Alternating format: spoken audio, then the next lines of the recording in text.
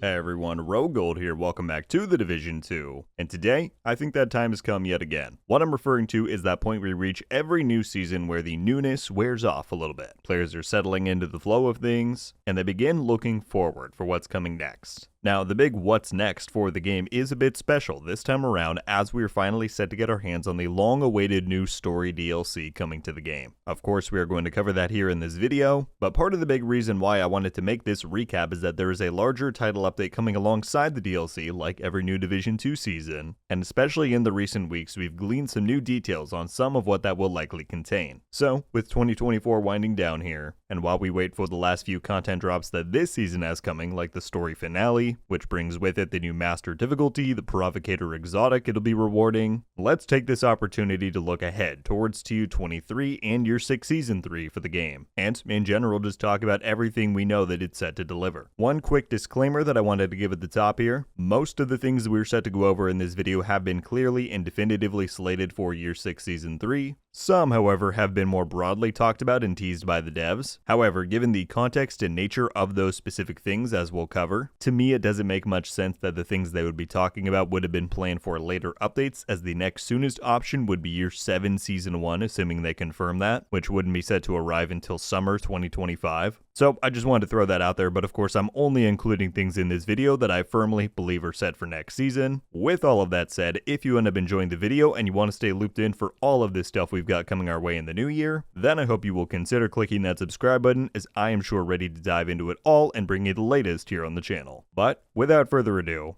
let's get into this. Alright, so of course we have to begin a discussion on what is coming next season with the biggest item on the list, and in fact it is said to be the largest and most substantial addition that the game has seen in what will be 5 years by the time that it's releasing. Of course I'm talking about the new DLC, so a quick rewind through time. This new DLC was first announced back at Division Day, an event hosted by Ubisoft back in April of 2023. Originally it was slated to release alongside Seasons 2.0 in Year 5 Season 4, which might sound odd since we never actually got a Year 5 Season 4. Long story short, delays happened, the roadmap got shuffled around, and nearly 2 years after that original reveal, the new DLC for The Division 2 is finally slated to release this very next update, Year 6 Season 3. Now, I have done a still up-to-date video covering absolutely everything we know about this new launch, that including overall scale and size speculation, talking about how the story will likely play in. I'll link that video in the description in case you want to check it out, but let's recap the most important stuff here.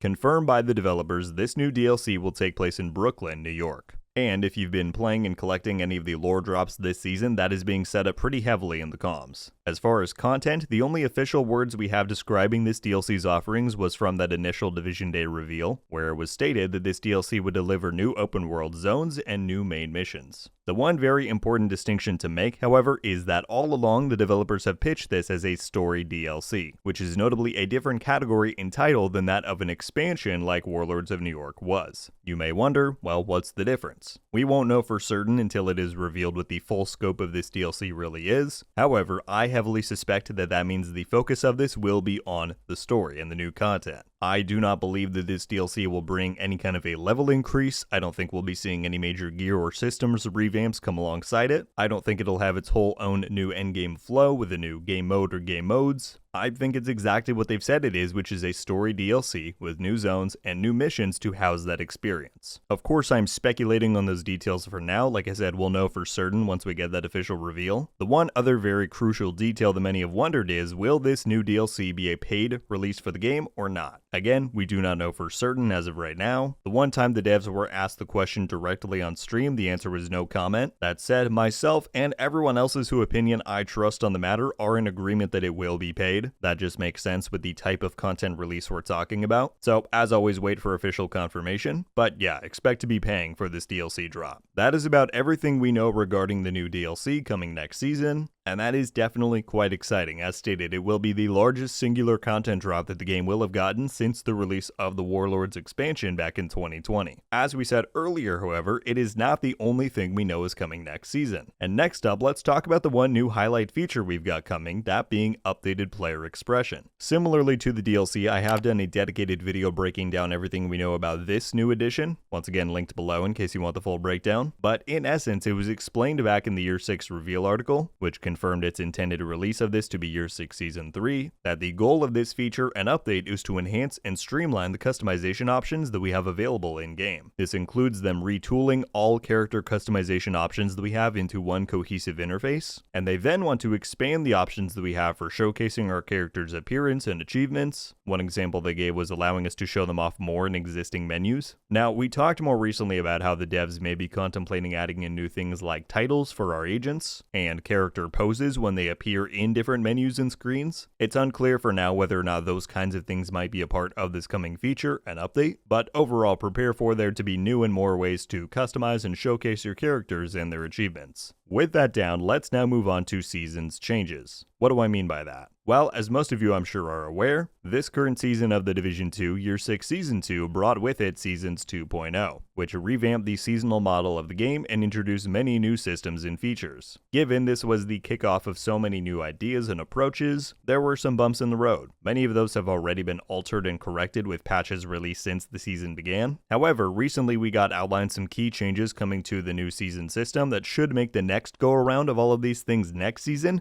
feel quite different. As far as the seasonal journey, they're doing a couple of things there. Firstly, they're going to be separating the new player versus endgame journey objectives so that we should get things that are more relevant and enticing for us compared to the buy an item from a vendor type stuff that we had this season. They're also going to rebalance objective variety overall within the journey, focusing more on dynamic moments and gameplay. And this does include lowering the overall grind, something they stated they heard clear feedback on after some of the objectives we had to slog through this season. And then lastly, all unlockable modifiers, those being both the active and passive ones, will now be rewarded from the journey, as opposed to the latter previously coming from the priority objective system. They're also going to be tweaking the season pass, notably shifting how you progress through it and earn XP for it closer to how the old system was, where you have more choices and agency in what content you play to unlock those tiers. As far as modifiers go, they're going to continue to work on making them fit better into the gameplay flow through both a UI and player function standpoint, kind of like how the current activation method for the active modifiers is a bit clunky, but probably more exciting for many, they've taken the largely negative feedback surrounding hostile modifiers into account while developing Year 6 Season 3's modifier set, because yeah, if you had forgotten or were unaware, modifiers will be changing. We'll see brand new ones each new season from here on out for the game. So point blank and all of the range-based stuff that we're playing with right now, that will be gone in favor of an entirely new suite and theme once Year 6 Season 3 arrives. And specifically speaking to the hostile modifiers, they said that their philosophy with them now will simply be to counteract some of the power and bonuses we are gaining from our modifiers, but no longer should they directly harm or negate your choices in gameplay. So yeah, alongside a fresh batch of content with the DLC, hopefully these changes to everything involving Seasons 2.0 after the feedback from this first season under the new system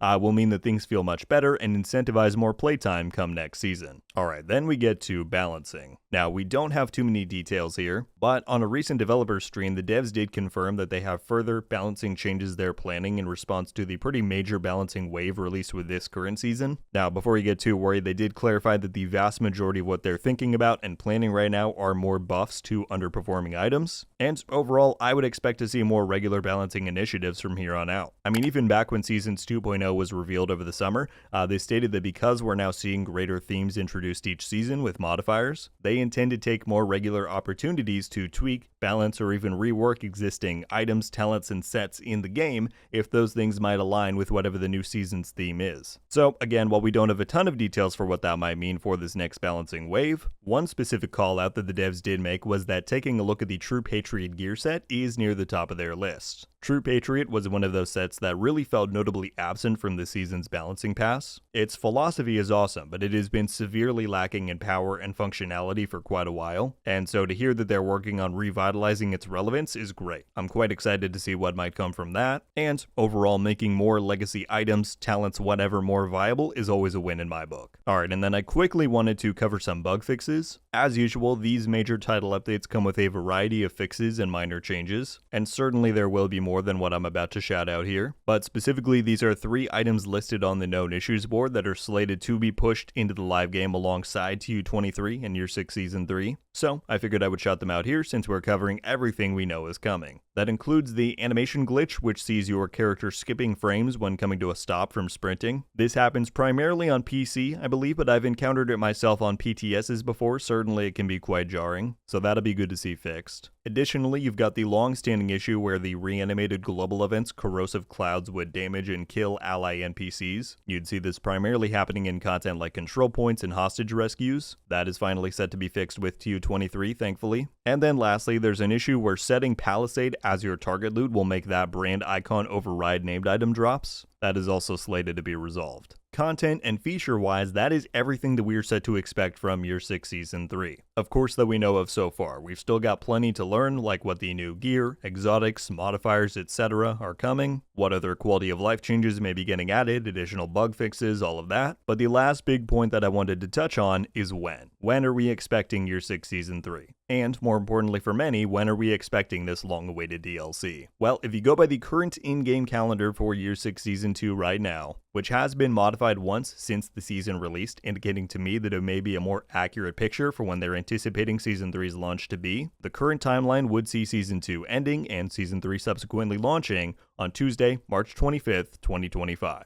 A little bit later than previously expected, though to be fair, Year 6 Season 2 launched a bit later than originally planned due to the whole seasonal character switch they had to do. But yeah, if all goes to plan, it looks like Year 6 Season 3 and the DLC alongside it are set to drop in just about 3 months in March. Which is a bit poetic. I'm a fan of that for dumb nostalgia reasons. If you didn't know, all prior major Division franchise releases have happened in March. Division 1's launch, Division 2's launch, and then the Warlords expansion release all happened in March of their given years. And so, to see that it is now aligned to where this DLC may be following that tradition as well, I don't know if that's fate or just coincidental timing, but yeah, good stuff. That would mean that I'd expect to hear about and see a public test server spin up around late January or early February. I highly doubt they will include any DLC content in there, but we'll probably be testing out the new items that are coming, Season 3's new seasonal modifier set, any balancing changes that are coming, hopefully including True Patriot, the updated player expression system. So yeah, keep an eye out for news on that right here on the channel. That is everything I've got for you in this one, folks. I greatly hope you enjoyed and found this helpful in recapping everything that we've got coming. I'm obviously pretty ridiculously excited for this new DLC that we've got coming our way, but it looks like TU23 is shaping up to be a solid update on its own aside from that. So I would love to get your thoughts on everything that we went over in the video. What are your DLC predictions and speculation heading into 2025? But also, what do you think about stuff like these seasonal changes, balancing proposals, and more? As always, I look forward to reading through your guys' responses. But that's going to do it for me today, y'all. Thank you all so much for watching.